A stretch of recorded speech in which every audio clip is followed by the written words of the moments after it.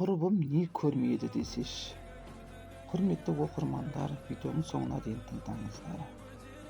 Менің айтайын дегенім, осыдан 2 жыл бұрын болған құрбымның басынан өткен оқиға. Құрбым Алматы қаласында оқуды бітіріп, сол жерде бір мекемеге жұмысқа тұрды. 3 жыл жүрген жігітімен өте бақытты еді. Шыны керек, біз бәріміз де оларға тамсана қызғана қарайтынбыз. Өте тамаша жұп еді. Артық ешқандай да қадамға бармайтын, білмеймін, мүмкін көз тиді ма. Құрбым Шымкент қаласының қызы, ал жігіт Тараз қаласының еді. Бір күні Шымкенттен құрбымның анасы мен жеңгесі келді. Бірер күн болып қайтпақшы болды. Кешкі сағат 8-ге поездға вокзалға келіп шығарып салды. Ал сол күні кешке сағат 9-да жігітімен кездеспекші болды. Сөйтіп, құрбым вокзал алдындағы бір таксиді ұстайды да, таксист кісі 40-қа келген кісі еді. Кездесудің мекен жайын айтады. Құрбым еш алаңсыз таксиге отырып, жігітіне SMS хабарлама жазады. Мен таксиге отырдым. Мені күт бара жатырмын деп, содан жолда 30-тан асып қалған бір ер адам еді.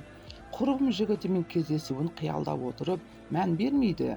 Кенет көзі басқа жолмен кетіп бара жатқанын түсіп, таксист кісіден сұрайды. Ол кісі жанындағы отырған кісіні апарып салып, содан сені апарам дейді. Құрбым оған да мән бермейді. Содан жолда тағы бір кісі, жасы шамамен 30-35 жастағы ер адам мінеді. Содан кейін құрбым қорқа бастайды. Мен осы жерден түсіріп кетіңіз, сіз мүлдем басқа жолмен кеттіңіз, мен асығыспын дейді. Сөйтіп артта отырған ер адам тиісе бастайды. Құрбым айғайлайды. Есікті ашайын десе құлыптап тастайды. Бірақ ол кезде құрбым даланың қараңғысынан қайда бара жатқанын білмейді. Бір кезде айдалаға трассаның шетіне барып, көлікті тоқтатады. Құрбым бар күшімен айғайлайды, бірақ өзінен әлде қайда үлкен кісілерге шамасы келмейді. Құрбым есінен танып құлайды. Біреу уақытынан кейін көзін ашса, үстіндегі киімдері жартылай жыртылған. Айдалада жерде жатыр екен, ал әлгі кісілер шаруасын бітіріп тиіп тұрған. Құрбым есін жиып трассаға қарай бет алады, бірақ қайда келгенін, үйіне қай жолмен барарын білмей қалады. Жолдан өткен көліктің біреуін тоқтатып, көмек сұрайын дейді, бірақ әлгі сұмырайлардың жасағандары есіне түсіп, енді қалай өмір сүрем, әке-шешеме не айтам, жігітімше мені адал, пәк күйімді алам деп еді ғой деп неше түрлі ойлар келеді. Көлік астына түсіп өлгенім жақсы деген оймен келе жатқанда, оны бір көліктің соғуына сәл ақ қалады.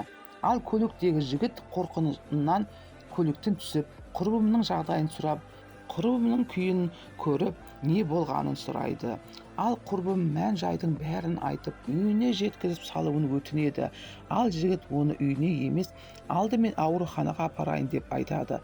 Құрбымды айдалаға тастап кеткен трасса Қапшағайға баратын жол екен. Ал әлгі жігіт Қапшағайдан келе жатқан екен. Сөйтіп құрбым ауруханаға келіп, дәрігерлердің тексеруінен өтеді. Әлгі сұмырайлар құрбымды пәктігінен айырыпты, бірақ денсаулығына қатты зақым келмеген. Құрбым енді жігітінің үмітін ақтай алмадым. Егер ол маған сенбесе, мен не істеймін? Одан да оған ештеңе айтпай қоштасқаным дұрыс. Сонда менің сатқындығымды ойлап тез ұмытады деп ойлайды. Құрбым ауруханадан шығады. Әлгі жігіт оған күнде келіп қал жағдайын сұрап тұрады. Әлгі жігіт милиция болып істейді екен. Ақтау қаласында, ал Алматыға іс сапармен келген екен. Құрбым әлгі сұмырайлардың тек қана көлігін және таксист кісінің түрін есінде аздап қалған, ал нөмерін білмейді. Содан сұмырайларды ұстайды, олар өз жазаларын алады.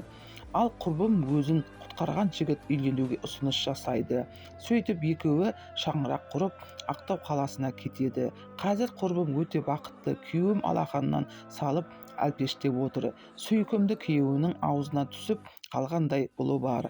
Айтайын дегенім, бұл өмірде әділдік бар екен. Жақсы жігіттерімізде баршылық, тек олардың қадіріне жете білу керек екен.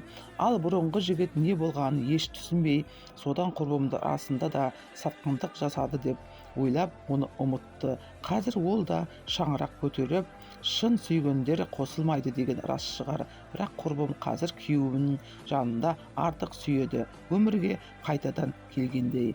Міне, құрметті оқырмандар, видеоның соңына дейін тыңдап, пікірлеріңізді жазып, тіркелмеген болсаңыз тіркеліп, лайк басып, қолдап кетіңіздер. Құрметті қыз-келіншектер, таксиге мінерде абайлап, номерін сақтап мініңіздер.